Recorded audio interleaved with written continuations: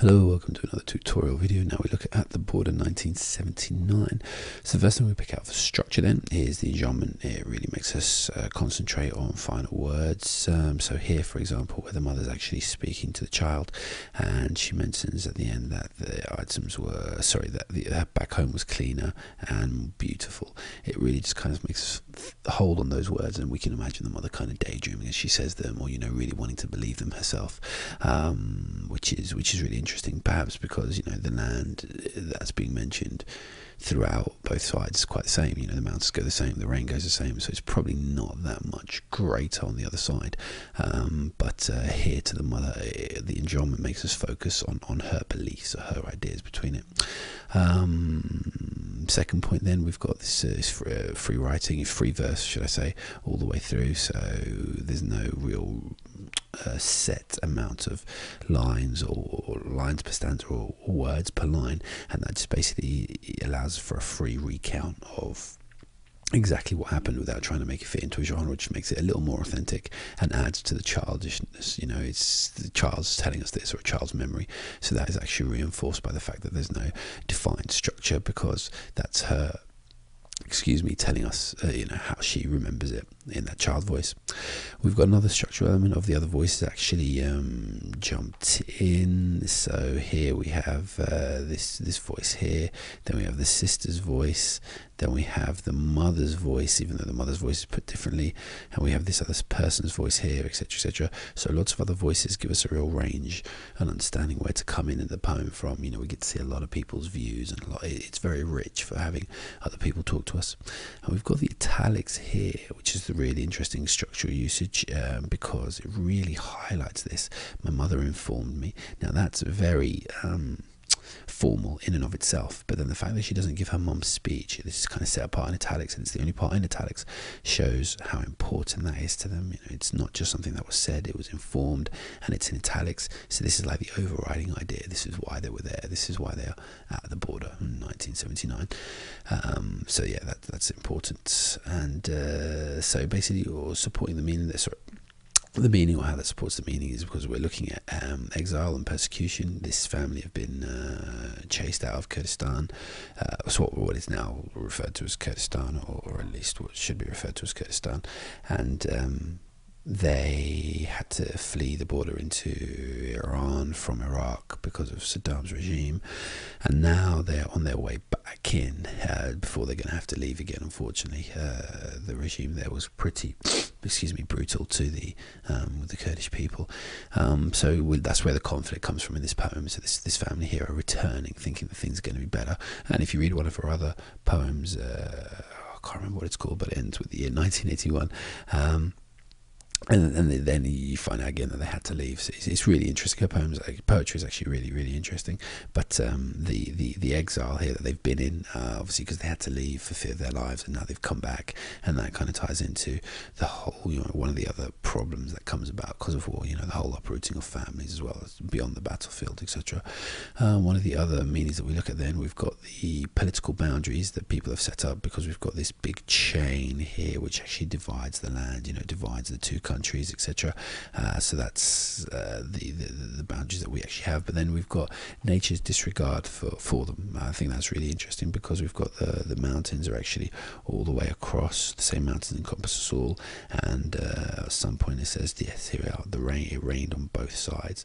So even though we have these man-made divisions by the chain, and by the fact that the sister here, even the sister kind of adheres to it by saying, oh look, I'm in one country, another country, whereas the girl herself reading us the poem, she can see that everything's the same. And even the mum here says, look, in our country everything's this cleaner, beautiful, kinder, but obviously it's not. It's exactly the same kind of land. So we've got that, the boundaries, political boundaries, or the boundaries that we set up about things, and then how things actually are.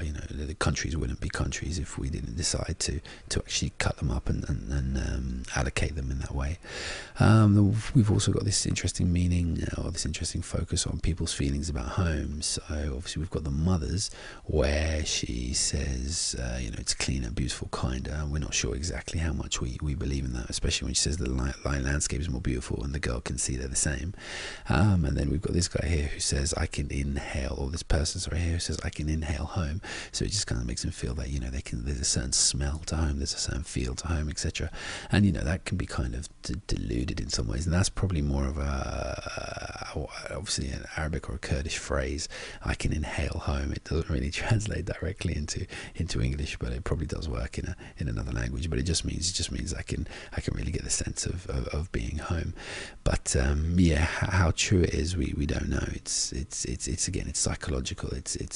I suppose I've put delusions there because, you know, they probably wouldn't be able to smell it, but obviously psychologically it has a massive impact.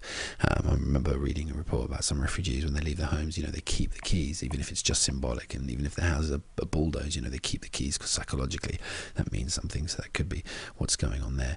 And then finally we have this person here again, the feeling about home, where this man leans down and kisses the soil. Here we go, a man bent down and kissed his muddy homeland. So again, you know, is the ground worth kissing? You know, he's just stepped 1 foot over the border, and then suddenly the ground on the left side of the border he can kiss, but the ground on the right side he wouldn't. So it's really interesting, you know, just how we differentiate and divide things up.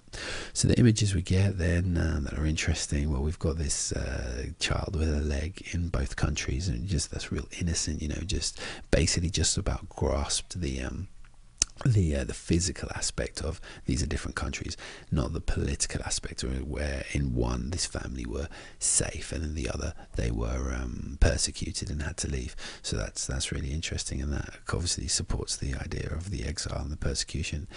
We've got the image of the border and the chain and the invisible idea, the political one, obviously the the abstract idea of the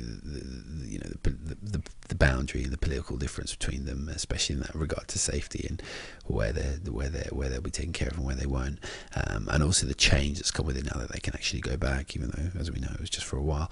But we've also got the chain, you know, making it very visual, and people's attitudes towards it. You know, well, on the other side, you know, we just crossed this border, everything's better. So you've got that whole, like, the 3-level split, like a political one, a psychological one, and then a physical one.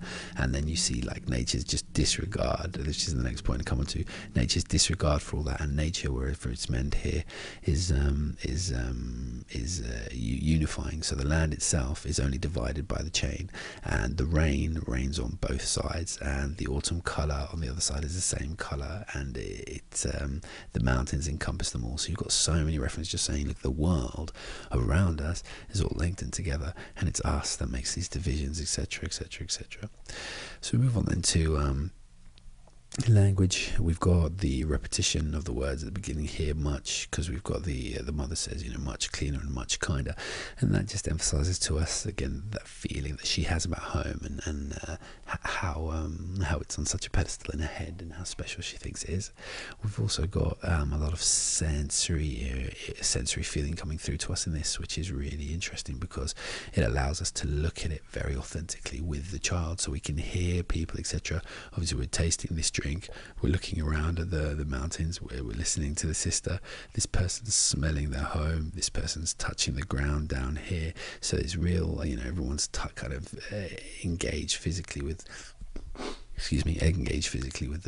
with what they're seeing, which actually just presents us with a really rich scene, allowing us to imagine and understand all these elements a lot better. And there's a lot of positive words about home. You know, that we've got, you know, I can inhale home, and the kissing the homeland, and beautiful, cleaner, kinder. And again, I just think that really ties in with the people's delusions about home. But also you could link it to this point here about the exile and the persecution, because, you know, absence makes the heart grow fonder, as they say, and that's what we're seeing come across there. You know, people just really cherish and love their homeland, etc. In fact, as I record this, I'm in America, and I'm just absolutely overawed by the amount of flags and patriotism that I see here. It's very, very different from England, and it just brings that to mind, the difference between or just, excuse me, the way people can feel about a homeland, and the way they can actually just cherish it. And it just reminds me how much I think I take Britain for granted, and yeah, probably a lot of people do. And maybe if I couldn't return to Britain for a set amount of time, maybe then I would definitely appreciate it. But yeah, so that's although obviously I'm not here because I'm in exile. I'm just saying it gives me the idea that you probably appreciate home a lot more if you didn't, or if you couldn't go go back there. So moving on then to the effects on the reader. Well, it makes us think about refugees and why they live, or why they're in the situation they're in. What do they do? How they're persecuted? How it can help? Their lives, what they actually go through, missing home, etc. It makes us also think about the similarities of people and nature. Why people are making divisions between us, or in conflict or at war with each other, when really, in essence, we really are all the same, and we can actually train ourselves to be a lot more kinder and like together than we were. So just to apply the Kurdish people, they were just persecuted for years, like just relentlessly by Saddam, and generations before that as well, but most notably recently, in reference to this poem by Saddam Hussein. And it just makes you kind of wonder about how people could be more linked, like nature is just linked and accepting of it. One mountain doesn't turn to another mountain and go, yeah, you're no mountain, get away from me, I'm going to persecute you. It doesn't make sense for us to do the same, or at least that's one element you could actually develop into thinking about. And also gets thinking about divisions, the divisions that we have between ourselves, that cause the conflict in the first place, whether it be an argument on the street or whether it be wars between countries, the divisions that we actually have politically through mountain ranges, etc. Politically through different countries and different treaties, etc. And where we draw those borders and lines, and how we bend them sometimes to actually include other things. So, for example, on a nominal issue, so like different countries being in countries to do with a continent that they're not really part of, or different laws stretching or wanting to change to encompass elements of other country that have something to do with their business, etc. Especially thinking about shipping when I talk about that. But there's a lot of divisions between us, and we just think about how we generally don't need them. And all of that ultimately just kind of, if you look at it on the three levels here, it kind of builds quite steadily into quite a wide and far-reaching poem, and that's where the element of conflict comes in, because the main element of conflict comes in, should I say, because at the base, this is a persecuted family returning home because of some conflict, but ultimately it's to do with the conflict that we have as human beings with each other, and the conflict we could even have with what people are telling us and what we can actually see around us.